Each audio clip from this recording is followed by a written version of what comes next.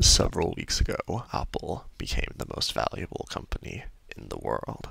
On August 19th, 2020, Apple's share price surpassed $467.77, valuing the company at over $2 trillion, making Apple the first company in American history to reach this valuation. Even during the ups and downs of the past several weeks, Apple has managed to remain the most valuable company in the world and keep their valuation hovering above $2 trillion. Having a valuation of $2 trillion, Apple is comparable more to a country than a company. But how did it get this big and powerful? In 2020 alone, the stock increased an astonishing 50% in value. But of all the big tech companies, why did Apple, not Amazon, Microsoft, or Google, first cross the 2 trillion milestone? Answering this question fully could take an entire series of videos, but I think the most important reason is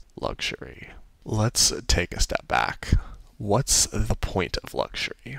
Why do people wear designer clothes, drive exotic sports cars, and eat at Michelin star restaurants? The answer is simple: attraction. Owning things that are beautiful and expensive allow us to subconsciously communicate our wealth and power to others. See someone get out of a Porsche, you know that they have enough disposable income to buy a $100,000 car. Is your date wearing a Rolex watch? You know that they can afford to drop thousands of dollars on a watch. The means to provide for oneself and others is attractive, and these luxury brands allow us to prove this to others.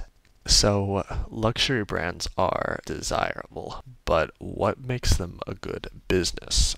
Luxury is such a good business because of profit margins. Your first thought is probably that luxury brands have to cost more to make than normal goods, and you would be correct. Luxury brands do have higher build costs for products. Louis Vuitton uses real leather, which costs substantially more than imitation. However, because of their premium build quality, brand recognition, and perceived scarcity, these brands can command a much higher purchase price. Even if it costs 3 times more to craft something, if it sells for 10 times more, you have high profit margins. Luxury brands have the highest profit margins. Just look at the sources of wealth for the 10 richest people in Europe. Mostly luxury brands. Now look at Apple. Why do they spend so many resources designing products the way they are? Apple designs are very beautiful, intuitive, and feel premium. This is entirely intentional. Apple wants their products to be premium. You don't walk into a Walmart to purchase your next iPhone. You enter a sleek, well-lit Apple store in the luxury shopping district and buy the shiny new iPhone there. Apple has spent billions creating the most premium smartphones, computers, and watches on the market, and this gives their brand immense power to signal to other people. Having an iPhone, and especially an Apple Watch, shows people that you are wealthy.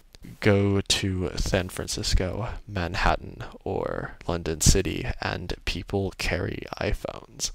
Head to Oakland or Jersey City, and people carry Androids. Additionally, Apple doesn't command a majority of the market share in the market segments that they compete in.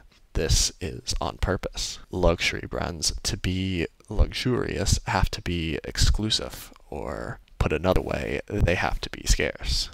Apple products are priced too high. Only a few percent of the world's population can reasonably afford their products, and this is what Apple wants. They own a small share of every market they compete in, but that share is the top share of that market. For example, the iPhone has around a 15% share of the global smartphone market, but makes almost 80% of the profits. luxury is the best business to be in. Porsche, Rolex, and Louis Vuitton, these iconic brands are recognizable, desirable, and relentlessly profitable. Apple has ascended past being a technology company and into the world of luxury to become the best brand in the best business. While Google and Microsoft compete to dominate software, and Amazon seeks to conquer Main Street retail, Apple has won the war for High Street as the most desirable and valuable brand in the world. I wonder who will win the race to $3 trillion.